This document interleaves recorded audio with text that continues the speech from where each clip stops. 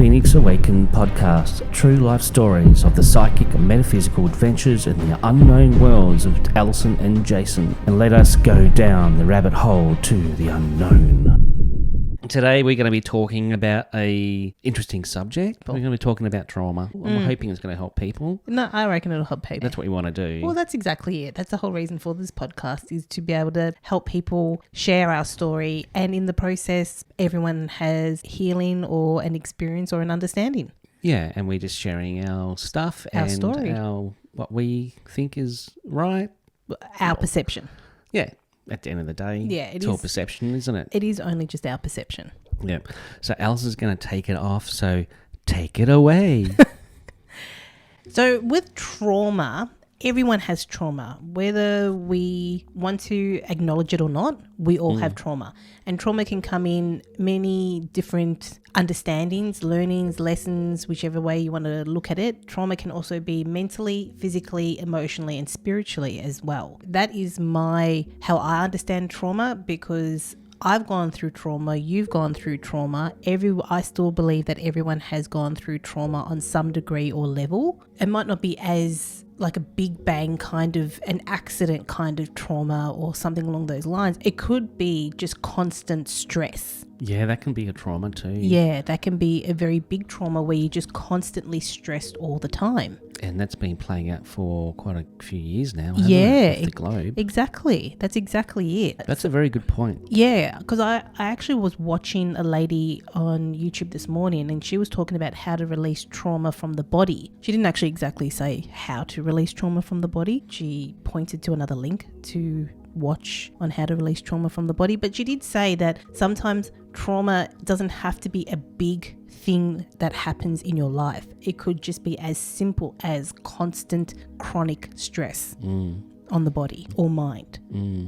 Jason has been a healer himself, has had an interesting experience with a client. Yeah, so part of the healing process at times is to remove blockages or trauma from the body or auric field as best that I can. And it can be what I wrote down just a moment ago is like I've had people who have had past lives, if you believe in that, where they've been shot or hung and it's still within their auric field, cellular memory as well. And I've able to go into that and help clear that and heal that so they don't carry that with them. And I've also had one particular person came in and she had multiple personalities, and my belief was that she had a lot of trauma as a child, because I feel like a lot of trauma that we carry is through us being children as well, because as children you're very open and perceptive.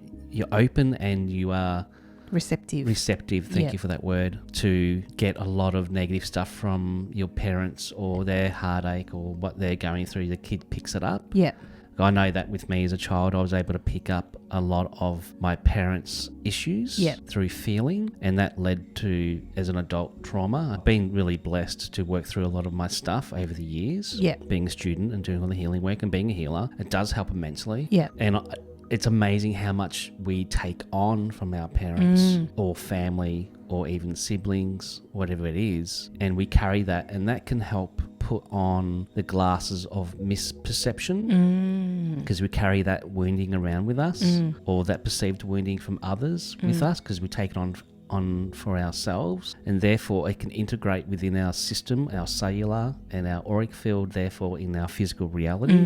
So it's a very interesting one to help clear. Yep. And to help clear it is start off with being conscious that you have it to begin with. Yep. And then sometimes just being conscious of it, and even perhaps even writing it down, it can help clear it. And if it doesn't, when it comes up, you can then go, okay, that's a trauma that I had. How can I move through it or not be triggered by that trauma? Because the traumas are pretty much triggers, aren't they? Yeah. I find it really interesting where you said to write it down, because I do a lot of writing, and I do find that when I write out my issue, I also am able to extend what's going on, and then also maybe perhaps find the solution or have a better understanding as to why something is bothering me. Yeah, and that solution could be you being taken back Yeah. to childhood with a parent, for Yeah, example. exactly. And you go, well, that's actually that trauma isn't mine. Yeah. Because you may find that a lot of trauma isn't yours. It's a parent or a family member, for example. Yeah. And if you can detach from that and go, well, give that back. Don't need that. That's not really mine. You might find that you won't get triggered for that trauma to come back up. Therefore, have a more, I guess, a smoother path or experience because you're not allowing that experience or trauma to come and trigger you or trip you up. That's a really good word for it. Trip you up, bring you back into that past event, which is could be, as you said, emotionally based, or what else, mentally or physically or spiritually. Yeah, trigger you to trip yourself up, so you may actually sabotage yourself as well. Yeah. Where if you could become conscious of that trigger or trauma and bypass it, then you won't be as much tripped up or sabotage yourself per se. Yeah. What I'm getting is sometimes it's not as easy. Like you have the experience, you're like, oh, okay, that's a trauma, got to try to remember it. But a lot of the time it can happen again. And because it could be emotionally invested in it, it could actually trip you up again without realizing it. But then I think the afterthought is important, where you go, oh, I've just been triggered again. How can I actually, and possibly, unfortunately, you might actually get tripped up a few times until it clicks in that this is actually happening. Or you might see a scenario where this person has done something to you and you start to see the signs happening again. And then you're like, oh, actually, you know what? I can stop this. It could be that you might get it a couple of times. I'm not saying that everyone does. You might be lucky enough to go, oh, wait, that's a trauma. It might not be my trauma, and you've cleared it straight away. But I know for me, sometimes, and even us, we get caught up in an emotional or a mental thing, and then only after to like, damn it, we got caught up in it again. And then we say to ourselves, okay, we've got to remember next time. And then it might actually happen again and we've forgotten, but we have the hindsight. And I think the hindsight is what actually helps you to try and remember in the future again. It's catching that trigger or that trauma as it comes up. Yeah. Which I know for me personally, for some things, it can be very challenging. Yeah, because that's what I mean. You get caught up in it. You get caught up in the emotions of it. And only until after you've dealt with the emotions of it, like we said caught up in the emotional game, you step outside of it. That's when you go, I've just been tripped up again. Yeah. Yeah, I feel that my lesson this lifetime is financial. And you said, oh, you're going to talk about this, are you? And I went, I feel like it might help people. So when I was a young kid, like little, parents went through a lot of financial difficulties. And so we had little food and little of everything. And I didn't realize until I got older that played a really big trauma with my adult life, where I would sabotage myself, or I would get hard on myself by not creating the abundance that I really would like to create. Because even now I'm getting flicked back to the past where I was a little kid and my mother wasn't well and I had to try to feed myself. So I'd find some bread and some tomato sauce. I would have been like 5 or something. Always in the eating survival, trying to keep myself going because, the father was at work and trying to earn, his $3 for the week and trying to provide for the family, and the mother's not well. And then, little Jason's trying to do whatever he can to survive. And I do feel like I've done a lot of healing work on this too over a long time, but this one, I feel for me, if it's part of my learning, it's a really deep ingrained learning as well. And I know that I've had, if you believe, again, I think I said this before, past lives or past aspects of self, where I've been very, very wealthy and abundant, but I've also experienced the poverty and poor as well. Maybe this lifetime I'm trying to balance out both to understand both. And it's funny, we're talking about the last podcast with Elvis, with him being rich, poor then rich. Exactly. And he would have, I guess, a similar pattern with that as well. And I feel like a lot of people around the globe would have that, especially now where there's food shortages and stuff like that. And there's always these little traumas that come up to trigger us from when we were children, or not even children, even as adults with the last couple of years, set up all these new traumas and triggers. Do you feel that it's there to suppress us or for us to work through it so we're not suppressed? Both. I feel like it's both, because I feel like there's always two sides. And unfortunately, this game is built on people grow through trauma. Yeah. This is pretty much how I perceive the game to be designed. Well, maybe not originally, but now it's kind of designed that people grow through trauma. If you look at what's happened in the past few years, people didn't actually stand together until there was like a global crisis, pretty much. But then that also separated people as well. So I perceive that this game is built on, in order to grow, there is a trauma that needs to happen. Unfortunately, that would be nice if that didn't have to play out. I would love for that not to play out. I guess, like we said before, we got to get to a stage where we can identify the trauma before it actually gets full blown, because then in that way, or like you've said, if you actually have completely healed from a trauma, it shouldn't actually come back again. Yeah. And also, I keep on going back to past lives again. I don't know why, but I keep on getting back to past lives, where if this is a true thing that I'm saying, that which is hard to get your head around, because if you've been here for 1,000 times, being recycled 1,000 times, that's 1,000 lifetimes, let's say. Imagine the amount of trauma and experiences, good or bad, that you come in for the next one, because I feel that you bring in everything with you, and it's all stored in the cellular system of yourself. It's all recorded, it's all there. That sucks. It does. It sucks big time. Yeah. The only thing is that no one comes in with a full memory of what they've done. No, because that's, again, a perceptual shift that we have, or understanding that when you come back in to be recycled, you're not allowed to remember. Because if you could remember, you'd clear everything. Yep. You'd be like, you know what? I'm actually not going to do that. Why? Because it's actually not beneficial. You'd be more in your power if people understand and remembered, I was going to say knew and know and remembered everything that has happened to them. They'd be more in their power. And I'm getting a feeling that's not meant to be or allowed, because everything's here to suppress everyone. But then that's probably where the two sides come in again. Yeah, which they call duality. Duality always playing out here. Moving on to slightly a different topic of trauma. Trauma can also cause a person to have an alter or a different personality. And you've witnessed that in people where they actually literally have changed, not physically like Jason would see, like in your mind's eye or something along those lines. Not like as in physical, as in like green skin or blue skin or yellow. Well, I did have an experience the other day where I did see somebody be nice one moment and okay, and the next minute I thought I was seeing a creature with black eyes and slightly hissing.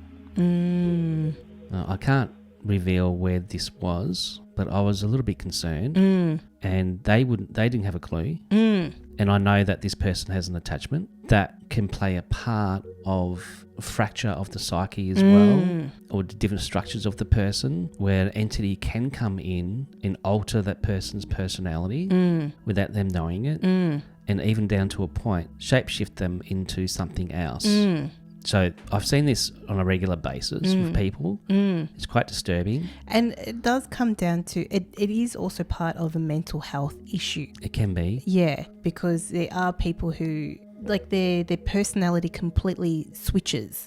Yeah. I remember there was a show ages ago. It was an interesting show where this wife actually, the husband knew that she had different personalities, and the wife would change from the woman, like the mother, to a teenager, and literally completely change, like makeup and clothing and everything. And then there was another personality, and then there was another personality which kind of looked like a goblin in a way, where it was more primal. And so in that regard, like a trauma can also change a person to a point where it literally changes them. Are you going to the realm of shapeshifters? No, I'm not going into. Okay. No, I'm actually going into like a different personality coming through. But it's not the person, as you say, like the person you see in front of you, the normal aspect of them. It might be like, again, someone who changes into a teenager. but instead of them dressing the same, they literally dress like a teenager, but they could be a 50-year-old woman kind of thing. Or the personality could be a bloke, let's say, in a female's body, to the point where the bloke, the energy of that personality completely shifts them. Saying that, I'm getting the possibility in, say that does happen, that it's a female and there's a personality that comes through, which could be masculine energy.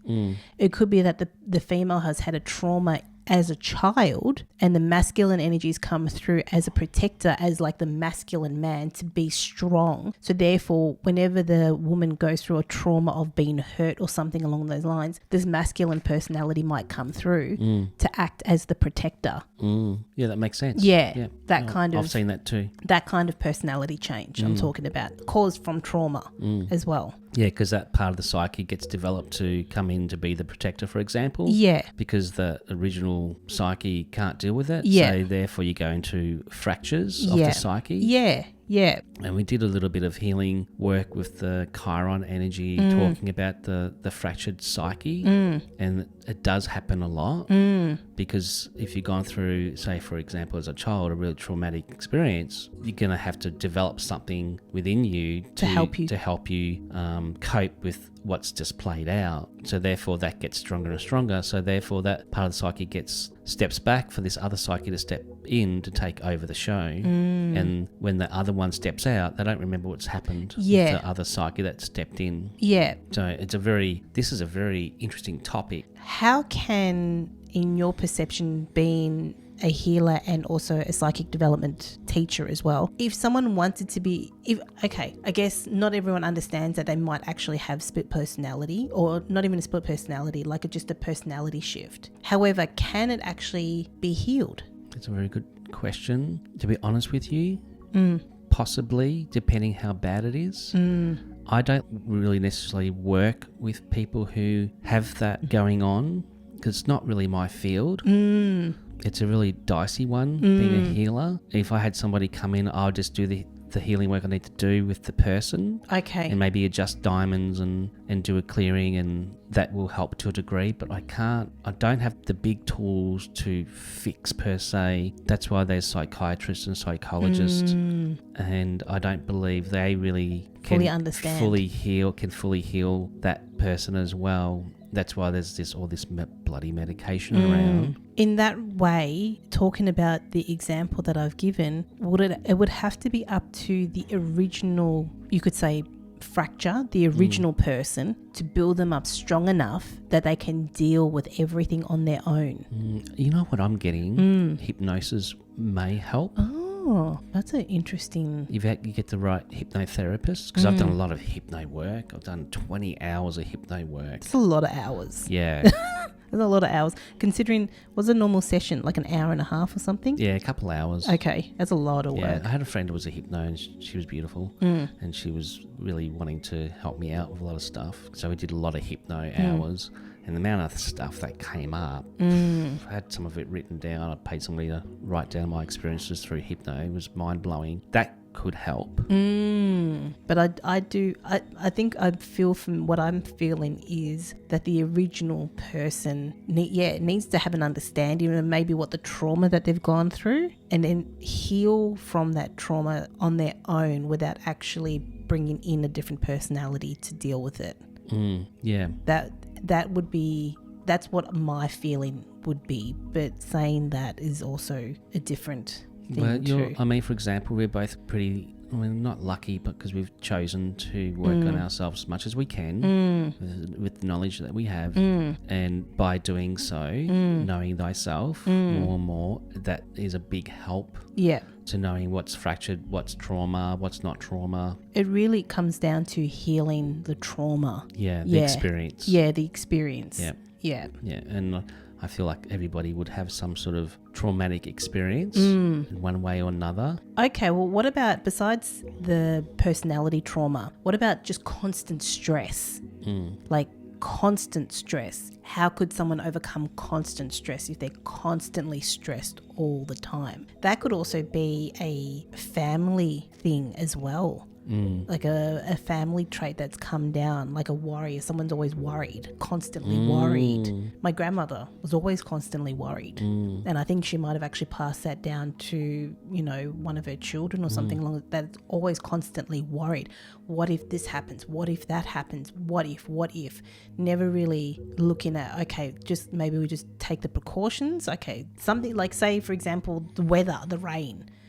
My grandmother would worry that my father doesn't have a jumper on, but he's inside. So like that kind of constant worry or constant stress. What if this goes wrong? What if that goes wrong? How could someone actually, how could they actually deal with maybe constant stress? Maybe being a bit more grounded. That's actually a good one. I mean, I was like, before we filming this, like last night, I went to bed and I've just used my personal experience. So I had my car serviced and we went to the beach. It was really beautiful and stuff like awesome that. Day And then the car glitched on the way home. Yeah. My car doesn't glitch. Got home, which was great. And I thought, I'm going to check see the engine. Just had it serviced. There shouldn't be nothing wrong with it. But they forgot to put the engine cover back on. So I stressed about that because I'm thinking, can I drive the car? You know, and I was laying in bed thinking about this. So I was stressed out. I just like, well, there's nothing I can do about it now in this moment in time. I have to wait because we're on holidays for a few days. I have to wait until, say, Wednesday.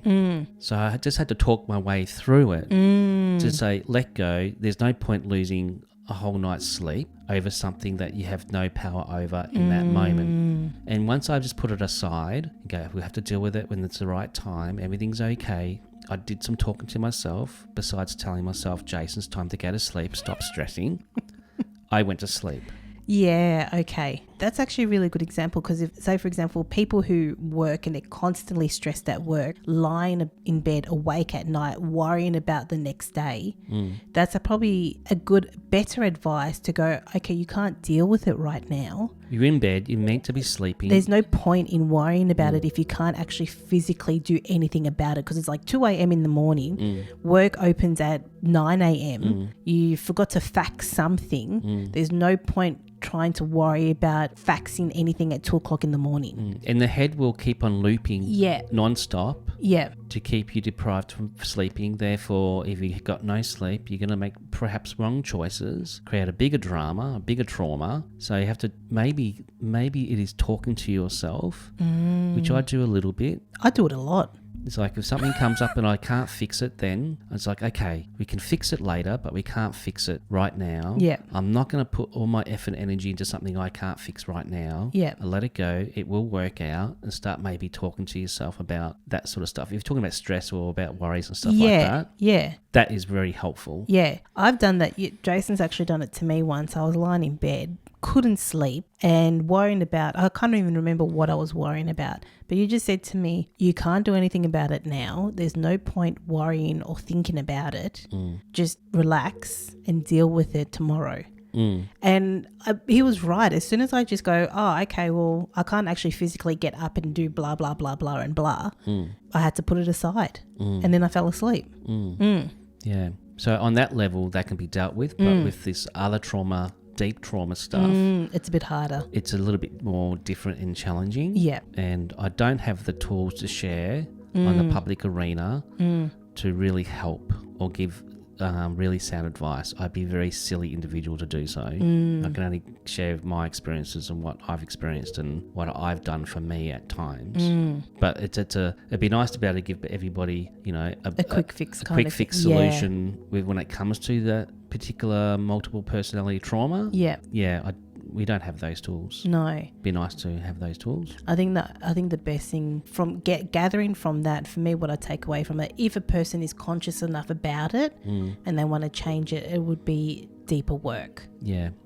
What you do is really great, is writing things down. Yeah. When Alison gets a little bit not too sure and stressed and a lot of stuff going, because we go through a lot of stuff energetically, a lot. She will go away and do some writing on it, especially if it triggers her or something comes up. She'll sit and write and she'll come back out maybe, 10 minutes later, 5 minutes later, half an hour later, and sometimes coming out with a solution too. Yeah. And Alison's good to go. Yeah. So the writing is really I think that'd be help. Writing is a big help. Also, well, for me, because I'm lucky enough, we talk a lot and we have different understandings of what things happen and how things go about.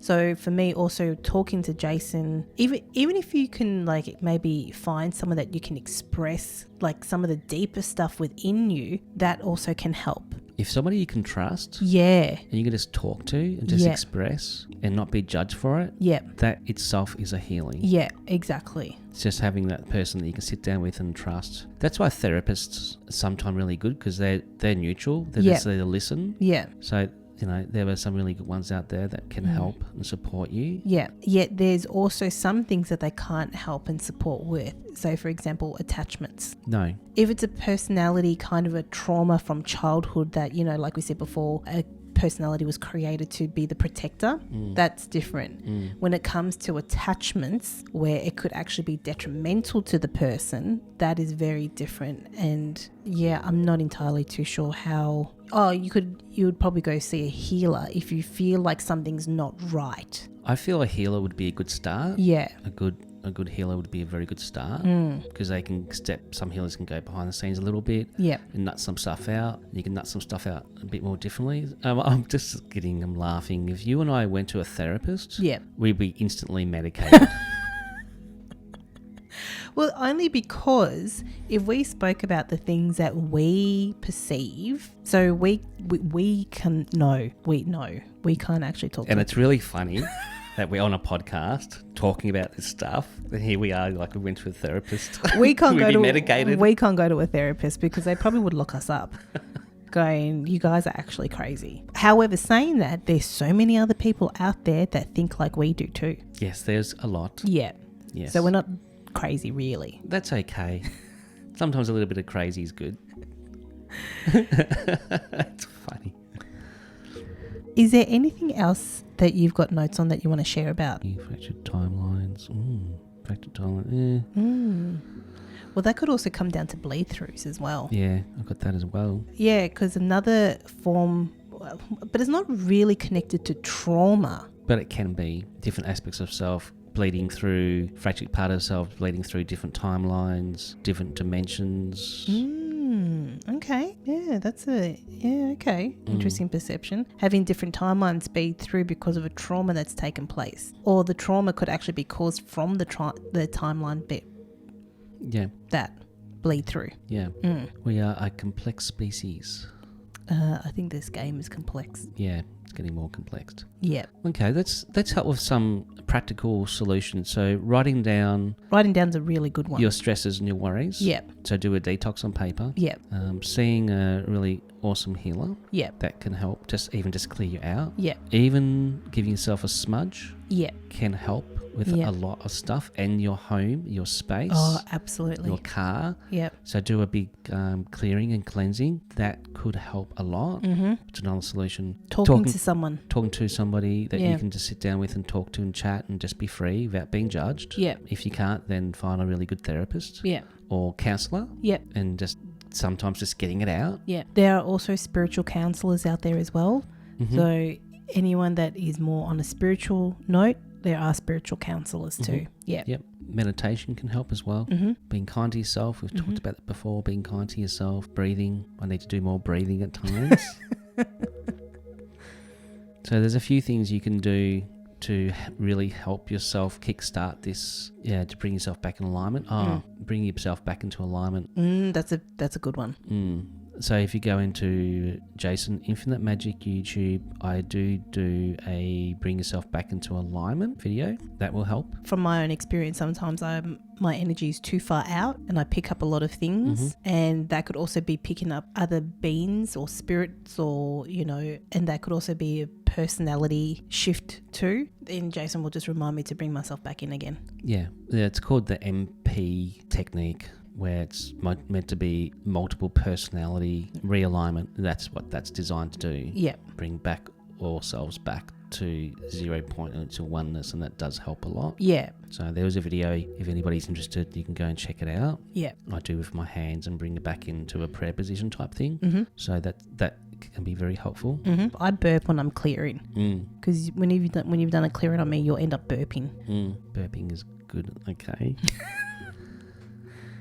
We all need to understand we are living in interesting times, and we need to, I feel, be kinder to ourselves, gather people that you can trust, and we talk about this a lot, to have a lot of love around you is a big protection. More love around you, the bigger the protection I feel that you have. Yeah. And we all need love. Yeah, that's what, for this particular topic, it's a bit wishy-washy, but it might just help people. It's not really wishy-washy. It's just like we've gone from talking about trauma to how trauma can affect people in different ways. Yeah.